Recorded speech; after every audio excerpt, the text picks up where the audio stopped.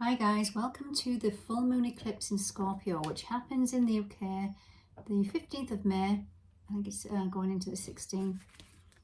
So this is a full moon on steroids. It's supercharged and it lasts the energy roughly about 6 months. Now, full moons are about completions, endings, illuminating deep wounds. As Scorpio is that deep energy, that emotional energy that lies within all of us, whether you're a Scorpio or not.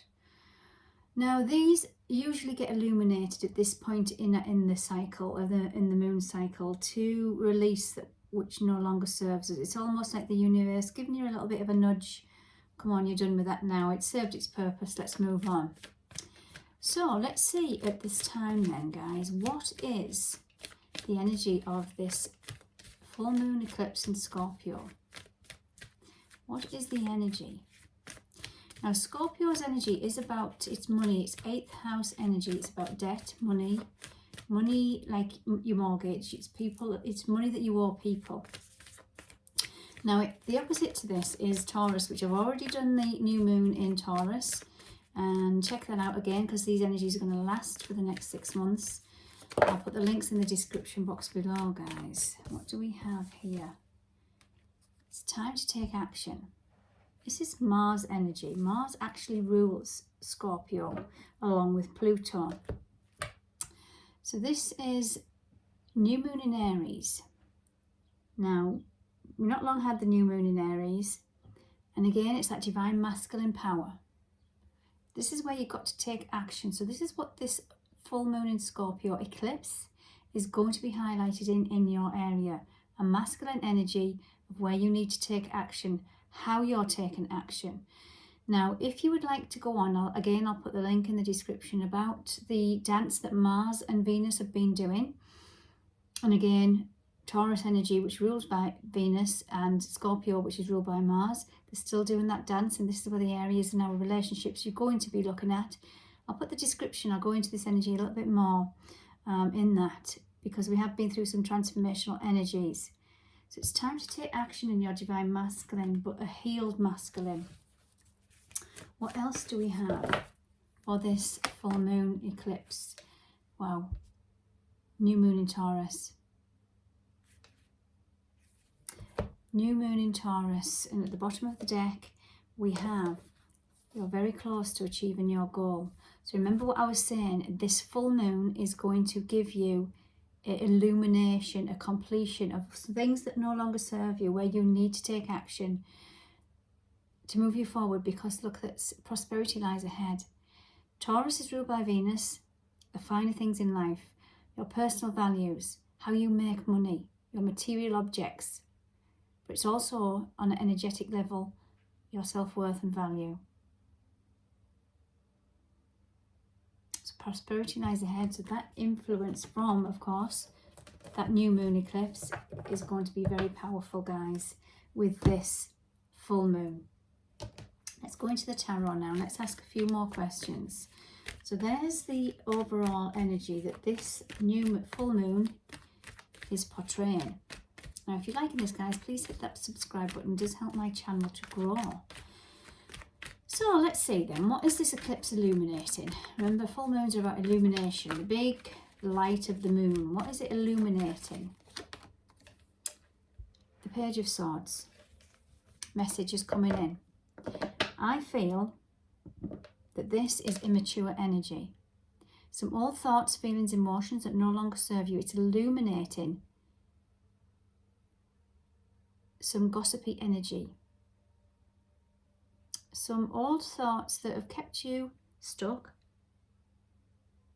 And these might be your own thoughts. Remember what I was saying about personal value, the critical mind, that low self-worth, self-value for yourself. It's going to highlight something, because it's time to take action. But if you're always keeping yourself stuck in this old belief that you're not good enough, that's what you're going to attract into your life, guys. What else do we have? There you go, the moon. Fears. It's going to look deep into your wounded self. I knew it would be deep. The moon. This is our fears, but this is also the unknown. You might have a fear of the unknown. But that might be because you're keeping yourself in the old thought belief patterns that you're not good enough, that you're not worthy. So let's see what else we have. Yeah. Keeping yourself trapped in that Saturnian restrictive energy. You need to set yourself free from something. And this is what is being illuminated right now. Yes. Now, we had, as I say, the new moon on the 30th of April, governed by Venus. On the 29th of April, Pluto went retrograde. Pluto is transformational energy, again, rules Scorpio, but it's in the sign of Capricorn. In tarot, this rules Capricorn. That Saturnian energy of keeping yourself stuck, all negative thoughts, holding yourself back. Whether this is you, it may be projected in your external reality. Remember, what we vibrate within is you might mirror in your external world, in your material world, whether that's a job, family, something that you're being chained to, an old contract, an old belief, an old thought pattern. That is what is illuminated. So fears, some old fears, some immature thoughts around some restrictive control behavior, situations, addictions. I'm just reading off what this can represent in the tarot. Bottom of the deck we have transformation. This is Pluto energy again. Something's rising from the ashes. This is Archangel Gabriel, messenger from the gods. So something's going to come in and illuminate something that's been keeping you stuck, because it's time to move. It's time to take action. Both of these cards are new moon. New moon is bringing in the new energy, but before we do, we have to release the old. So next question I want to ask then. What is releasing? What is releasing or ending?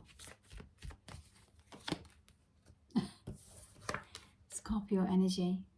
Wow. The death card, death and rebirth. But I'm putting it under this one. It's illuminating. So it's just really mirroring. The universe just wants to try and get me that big message of endings, ready for this rebirth energy. There's the swords. It's mental energy. For some of you, it might be nurture, how you nurture yourself. And I want to pull another one before I... Something, yeah, unbalanced in your emotions. It's a divine masculine energy. This is a divine masculine energy that's been healed. So I'm jumping ahead because it's coming through quite quickly here. So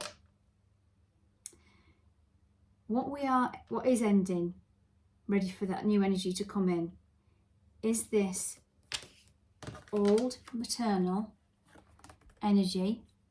Now the Queen can represent mother energy or a divine feminine energy, but this to me is our thoughts. It's cutting through something. The Queen of Swords sits on her throne. She cuts through any BS. She detaches from her emotions, but she does it for the right reason. Some of you are unbalanced in your emotions. There's something that you're missing that wants to transform. It's about a fear-based energy. Some old thoughts, feelings, and that you've been telling yourself over and over again, or somebody else has been telling you. Wow, this is deep. Divine Masculine, King of Cups. Now the King of Cups sat on his throne. He's a very compassionate, intuitive man. And I feel this is the healed masculine that wants to come in. And this is what you need to take action on, the more compassionate side of your divine masculine, rather than being in that warrior energy, that ego energy, that doer, provider, protector energy, that wounded energy that's triggered, that's reactive from a place of woundedness. Okay, now, where am I going with this? I want to ask the, there's Taurus energy at the bottom. Knowing his value, divine masculine knows his value now.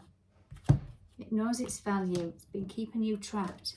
What is influential? What is the general guidance As I now use the Oracle of the Radiant Sun, what is the general guidance? Then I will ask what the benefits and the gifts are from this full moon. Inspiration. We have Pisces energy, Mercury in Pisces. Mercury is the mind. Mercury is the communication planet. Pisces energy, that is what's been, we've had a very big influential Piscean energy dissolving our thoughts.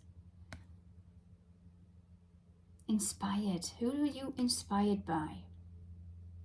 You should be inspired by yourself. This is the general guidance, and this is what it's trying to illuminate. Areas in your life where you've been just putting yourself down. Wow, this is a typical Scorpio energy. Although you've got Aries energy here, we have Venus and Mars. Venus and Aries, lust. Look at that volcano. Number 1 energy. For some of us, this is going to illuminate areas in our romantic life, of our dreams, desires, passions with significant others. This is where the spark is going to erupt. If you look at that volcano at the back, the spark is going to erupt again. You're going to maybe fall in love with yourself. Once you do, then that energy will vibrate out into your external relationships, and they'll bring somebody in that's going to be nurturing, that's going to be passionate. Whether this is a job or whether this is in a relationship, it doesn't matter. It's an energy. I'm liking this. What else do we have? Empathy. The moon in Pisces. There's that Piscean energy again. Empathy. The masculine and feminine. Empathizing.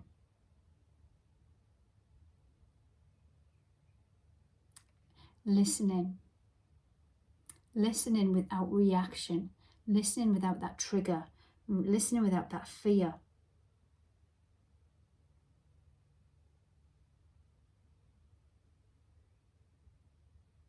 And this might even bring about a new dynamic, even if it's an existing relationship. Listening. You're being heard.